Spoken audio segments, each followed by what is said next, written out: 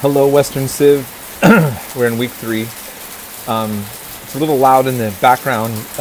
There's a monsoon rain here occurring in Hua Hin, or Hua Hin, it's often called in Thailand, where I'm at right now. Dwelling in my cousin's place. First of all, I want to say you guys are doing great. I'm enjoying reading the notes, the discussions, and the papers. Most of you are understanding what I'm looking for.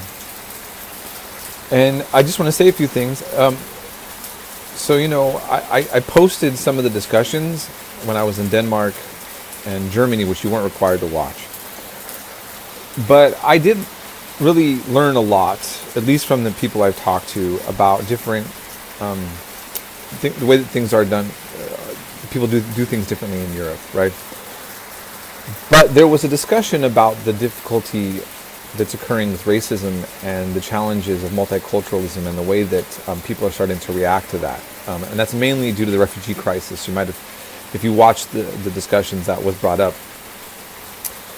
And, I was in Sweden not long ago on this trip, and I talked to a very nice woman who had a lot of sympathies, according to her, for refugees, but also for the Swedish Democrats. Swedish Democrats are actually a very far right-wing party, very anti-immigration. And she was telling me, they used to have a lot of Nazis, but there's this guy and he's cleaning it up a little bit. And unfortunately, right now, the elections are showing that they're getting headway that a lot of people didn't expect it was going to come out of Sweden. And Europe is having a sort of an existential crisis in the way that the United States is, but in a different way, on different levels. But issue of immigration, both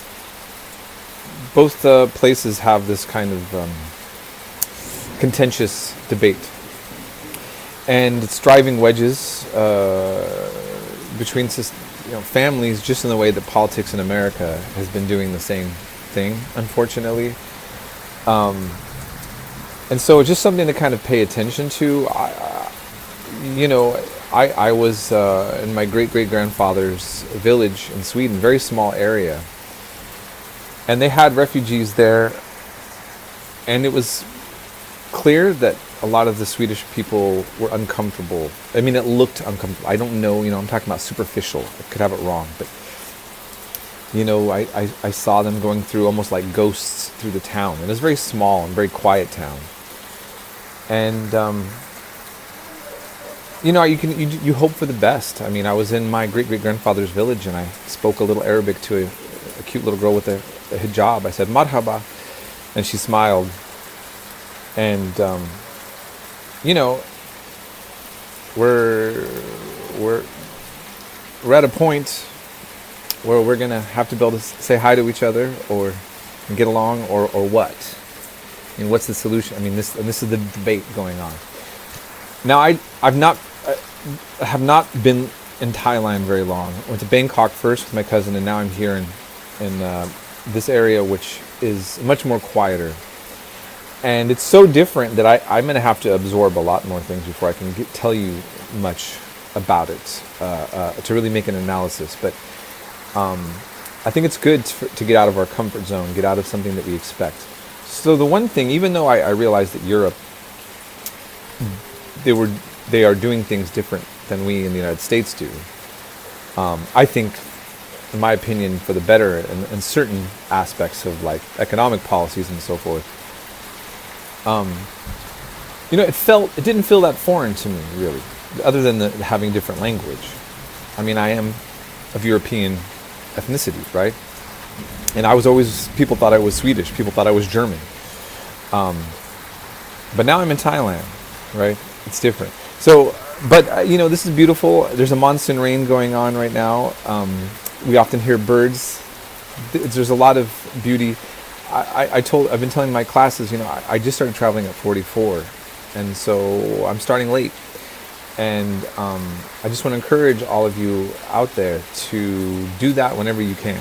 It's never too late.